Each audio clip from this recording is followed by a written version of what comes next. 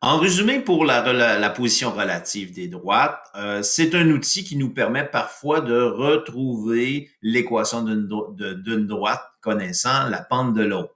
Parce que si sur un plan cartésien, j'ai deux droites qui sont parallèles, alors on sait que la pente de la première droite est égale à la pente de la deuxième droite.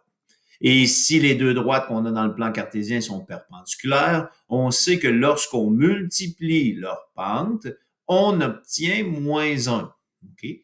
Ce qui fait qu'on peut résumer la position relative de deux droites à l'aide de ce schéma ici.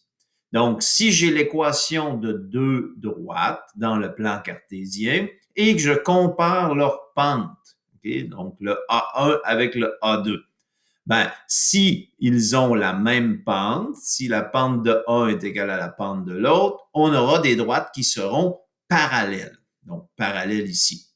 Maintenant, les droites peuvent être parallèles distinctes, donc une à côté de l'autre, et ils peuvent être parallèles confondus, une par-dessus l'autre. Comment on fait pour savoir? Ben, on regarde leurs ordonnées à l'origine. Si l'ordonnée à l'origine de ma première droite, juste ici, est différente de l'ordonnée à l'origine de ma deuxième droite, elles seront parallèles distinctes. Par contre, s'ils ont le même ordonnée à l'origine, donc même taux de variation et même ordonnée à l'origine, donc la même équation, ben, il va de soi qu'elles seront confondues, donc une droite, une par-dessus l'autre. Maintenant, si les pentes ne sont pas les mêmes ici, s'ils sont différentes, on dira que les droites sont séquentes, donc ils se coupent.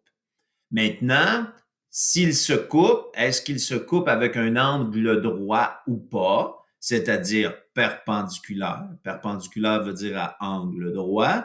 Ben, à ce moment-là, comment on va vérifier? Bon, si A1 est différent de A2, si mes pentes sont différentes, on va pouvoir vérifier si je multiplie leurs pentes, lorsque je multiplie A1 par A2, eh bien, ça doit me donner moins 1.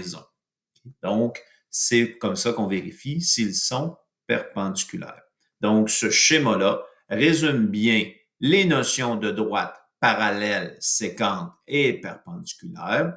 Et il se rappeler que ça peut être un outil, c'est-à-dire que si on dit qu'ils sont parallèles, on peut déduire les pentes de chacune des équations. Et s'ils sont perpendiculaires, on peut aussi déduire des pentes à l'aide de la relation qui est ici, que A1 fois A2 est égal à moins 1.